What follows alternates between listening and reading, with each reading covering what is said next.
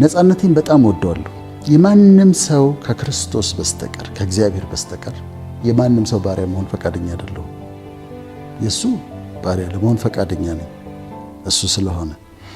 ከሱ ውጪ ግን ለማንም ለግለሰቦች መታሰር አልፈልግም፣ ባሪያ መሆን አልፈልግም። አሁን እኔ ያው ፖለቲካ አመለካከቴ ኒውትራል ነው፣ ግን መንግስትን በጣም አልቀርብም። አንድ ነገር ከተደረገልሽ አሁን ከመንግስት አንድ ነገር ከተደረገልሽ አንድ ኮንዶሚኒየም ከተሰጠሽ ከዛ በኋላ ጦርነት ሲሆን ጦርነቱን ሰው እንዲዘምት ለማደፋፈር ትጠሪያለሽ። ሰላም ሲሆን ስለ ሰላም እንድታወሪ ትጠሪያለሽ። ሙስና ሲሆን ስለ ሙስና እምቢ ማለት አትችይም። ምንም ማድረግ አትችይም። በቃ ዝም ብለሽ የተባልሽውን ነው ማድረግ። ግን አሁን ናና ይሄን በል ናና ይሄን በል ይሄን አድርግ የሚለኝ የለም። ጥያቄው ሲመጣ አስብበታለሁ። ምችል ከሆነ እችላለሁ፣ ካሳመነኝ ካላሳመነኝ አልችልም እላለሁ። ግዴታ የለብኝም። ለምን የሆነች ነገር እኔም ባሪያ አላደረገችኝም። አልፈቅደም፣ እሸሻታለሁ እሷን እና ነፃነት በጣም ነው የምወደው። ከግለሰቦችም ጋር እጠነቀቃለሁ።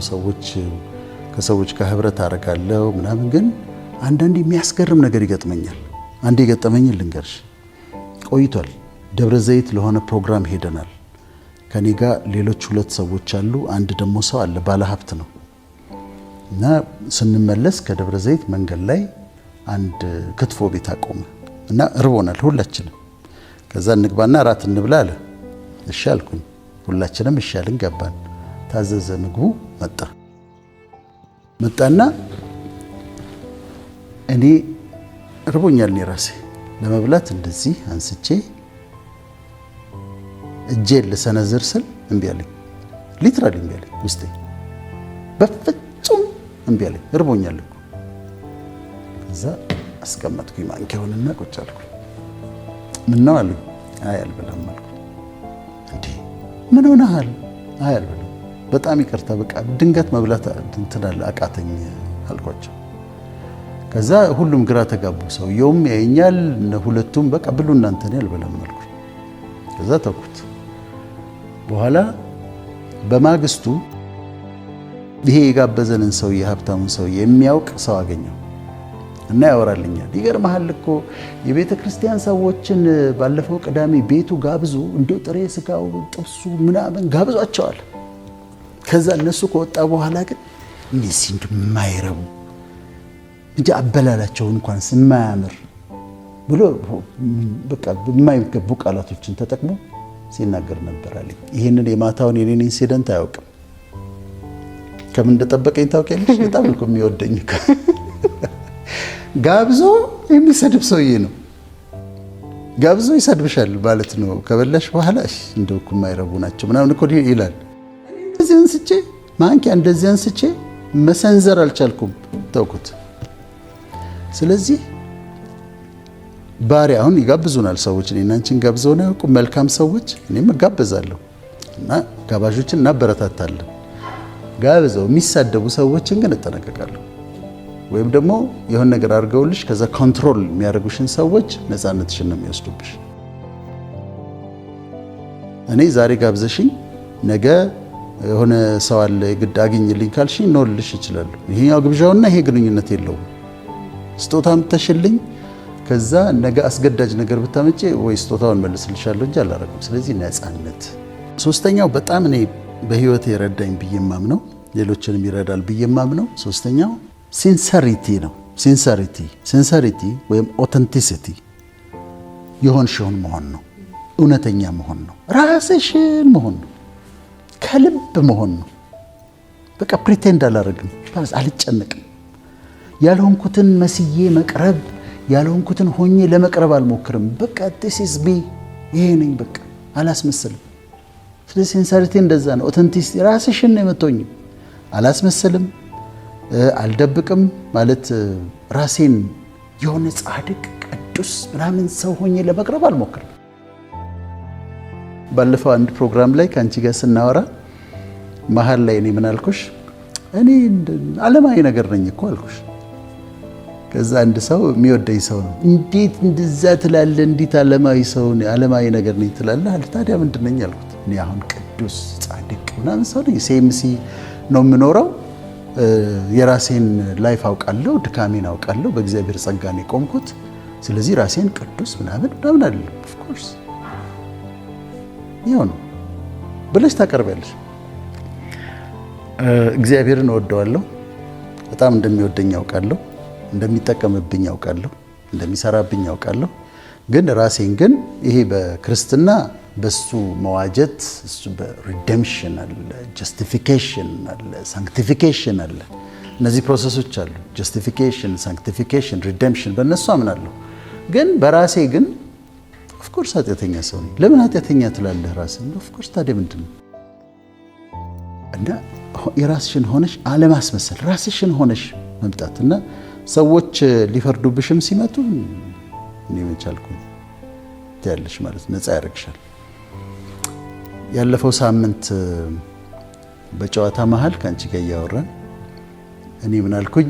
አሜሪካ ሲሄድ የገባሁበት ላይፍ እንትኑ ድካም አልነበረበትም ብዬ አልኩኝ። እኔ አሁን እዛ ጋር ያልኩት ምንድነው እህቶቼ መጡ እዛ ቤት እኔ ከመሄዴ በፊት ተጋብዘው ነበረ እና ያው ምንድነው ሐሳቡ አሜሪካ ስትገቢ ለፍተሽ ነው እንግዲህ ከስራ ፈልገሽ ከዛ ጀምረሽ ከዛ አጠራቅመሽ ከዛ ምናምን ነው እና እውነት ነው። እኔ ሲሄድ ኦልሬዲ በቀድሞ ባለቤቴ ቤት አላት ነምበር 1 እና ትልቅ ቤት አላት። በጣም ሂውጅ ነው። እውነት ነው። መኪናዎች አሉ። የሷ ሌክሰስ ነው። ሌተስቱ ሌክሰስ ነበራት። ለኔ የተገዛ መኪና አለ። እውነት ነው። እና የወርቅ ሹካና ማንኪያ ያልከው እውነት ነው ወይ አለኝ። አዎ እውነት ነው አልኩት። ወርቅ ሙሉ ወርቅ ነው ወይስ ጫፉ አለ። ሙሉ ወርቅ ሙሉ የወርቅ ሹካና ማንኪያ ነበር አልኩት። ደግሞ እውነት ነው። እህቶቼ ሄደው እንትን ነው ለኬክ ምናምን ሲበላ መጣ ወርቅ እና ገላብጠው ያሉና ፒውር ጎልድ ነው ሹካው ማንኪያው። ከዛ ምን አለኝ መሰለሽ ዶክተር እንትን ሰይጣን በጣም አሳስተዋል አለኝ። በጣም ተሳስተሃል፣ ከዛ ቤት መውጣትህ አለኝ። እኔ በሆን ኖሮ ከዛች ቤት አልወጣም አለ። በተአምር አንዳንድ ችግሮች እኮ ነበሩ አልኩት። የፈለገ ችግር ቢኖር ብትደበድበኝ ከዛ ይተለጣ እንትኑን አስቦት ነው ለግዠሪው ምናምን አስቦት ለምን አትደበድበኝ ሚስቴ ያለ ከዛች ቤት አልወጣም አለ። እና አሁን ሲንሰሪቲ አውተንቲሲቲ እኔ አሁን ድካሞቼን የምናገረው እዛ ጋር እንዲገጥሞኛል። ትዳር ፌል አድርጌያለሁ። ሁለተኛ ግብቼ ነበር አልሆነም ብዬ የምናገረው ከዛ እዚህ ጋር መጥቼ ፕሪቴንድ አድርጌ በቃ ምንም ጥፋት አጥፍቶ ማያውቅ ቅዱስ ጻድቅ ምናምን ሰው ሆኜ ራሴን ፕሬዘንት ማድረግ ስለማልፈልግ ነው። ማስመሰል አይጠበቅብኝም። ራሴን ሆኜ ነው ያለፍኩባቸው ነገሮች አሉ። ይሄ ነው ቴክ ኢት ኦር ሊቭ ኢት ነው አለቀ። ስለዚህ ሲንሰሪቲ ይረዳሻል ማለት ነው። አራተኛው ፖዚቲቪቲ ነው። ፖዚቲቪቲ ቀናነት፣ ነገሮችን አቃንቶ ማየት። አስቸጋሪ ዓለም ውስጥ ነው የምንኖረው፣ ግን ለውጠሽ ቀይረሽ አቃንተሽ ማየት ነው። ደክሞት ይሆናል ተበሳይቶ ይሆናል ብሎ ማለት። አንድ በጣም ልቤን የነካው ታሪክ ልንገርሽ። አንድ ሰውዬ 3 ልጆቹን ይዞ ባቡር ውስጥ አለ እና ባቡር ውስጥ ሆኖ ቁጭ ብሏል። እሱ ተክዞ ቁጭ ብሏል። ከዛ ልጆቹ ይጫወታሉ፣ በጣም ይጮሃሉ። መኪና እንትን ውስጥ ባቡር ውስጥ በጣም ይጮሃሉ። ሌላ ሰው መጽሐፍ እያነበበ ተቀምጧል እና በጣም ረብሸውታል። ልጆቹ ረብሸውት እየተበሳጨ መጥቶ መጨረሻ ላይ ብድግ አለና ልጆችን አትቆጣም እንዴ አለው። ልጆችን እንደዚህ ሲረብሹ አትቆጣቸውም እንዴ አለው። አባትየው ምን አለ መሰለሽ ይኸውልህ አለው፣ አሁን እኛ እየመጣን ያለ ነው ከሆስፒታል ነው አለ እና የእነዚህ ልጆች እናታቸው ባለቤቴ ሞታለች፣ ዛሬ ነው ሞተች። እነሱ ልጆቹ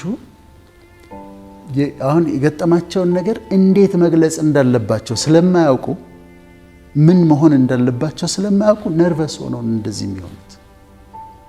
እኔ ደግሞ በሐዘን ተጎድቼ ነው ማረገውን አላውቅም አለው። አሁን ያ መጽሐፍ አንባቢ አስቢው እንዴት እንደሚያዝን እንዴት እንደሚሰበር። ስለዚህ ግን ምን ሆነው ነው ምን ተፈጥሮ ነው እንዲህ ሊሆን እኮ ይችላል ብለሽ ማሰብ አቃንተሽ ማሰብ እንዲህ አይነት ነገር ገጥሟት ሊሆን ይችላል ብሎ ማሰብ። እኔ አንድ ገጠመኝ ልንገርሽና አንዲት ሴት አግኝቻት በጣም ትነጫነጫለች ማለት አውቃታለሁ ግን ከመጠን በላይ በፊት ከማውቃት ብላ ትነጫነጫለች። እድሜዋ ወደ 45 አካባቢ ነውና ቆጣ ንዴት ይላታል። አሁን እንደቀድሞ እንዴ እኔ መቆጣታች ማለት እችላለሁ ግን የሷ ግን ተለየ። ከዛ ዝም ብዬ ያሳለፍኳትና በሌላ ቀን ሳገኛት ሜኖፖዝ መጥቷል አልኳት። የወር አበባ እየቀረ ነው አልኳት። አዎ አለች።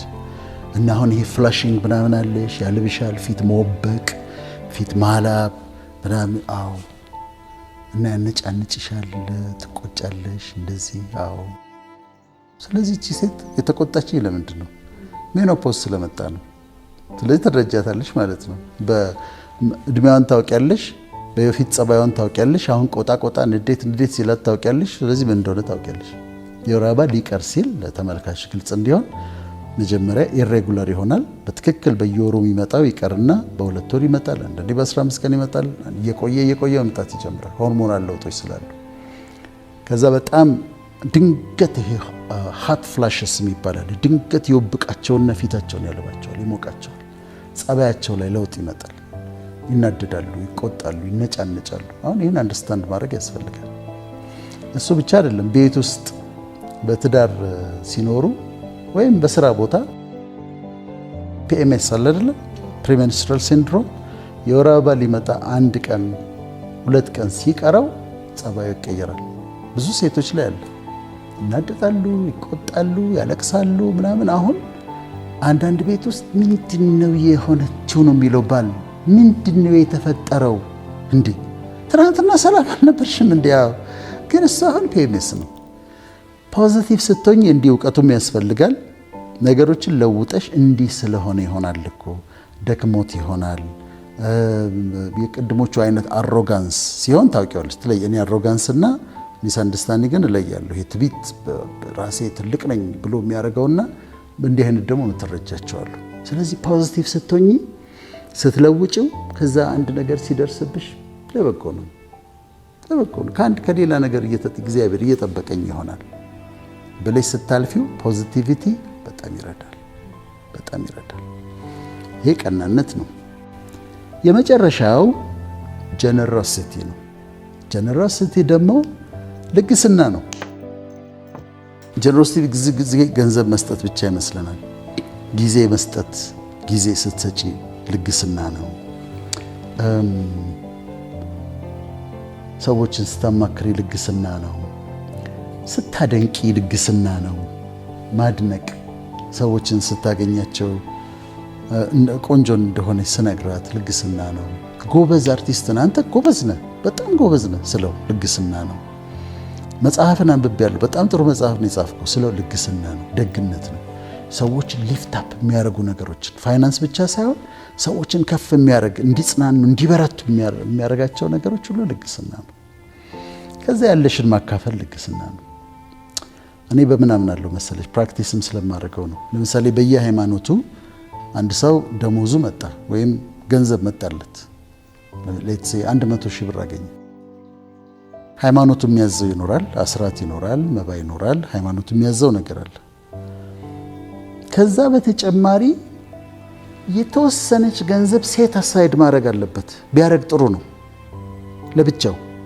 ከዚህ ውስጥ ደግሞ የማስራት ምናምን መባ የሚያደርገውን አደረገ በሃይማኖቱ። እቺ ደግሞ 5000 ብሯ ከ100 ሺህ ብሯ ለሰው የምሰጣት ነች። ለስጦታ ለሰዎች የምሰጣት ገንዘብ ነች። ሲድ ነው፣ ዘር ነው። አውጥተሽ ለዘሪ ዘርን የሚሰጥ ይላል ቃሉና መዝራት አለብሽ እንዲበቅል። የሃይማኖታዊ ስርዓቱ አለ፣ ለአንቺ የሚያስፈልግሽ አለ። ትንሽ ደግሞ ለየት አድርገሽ አስቀምጥሽ። እቺ ደግሞ ለሰው የምትሰጥ ዘር ነች። እቺ ታስቀምጫትና የሚያስፈልጋቸው ሰዎች ስታገኝ ትሰጫታለሽ።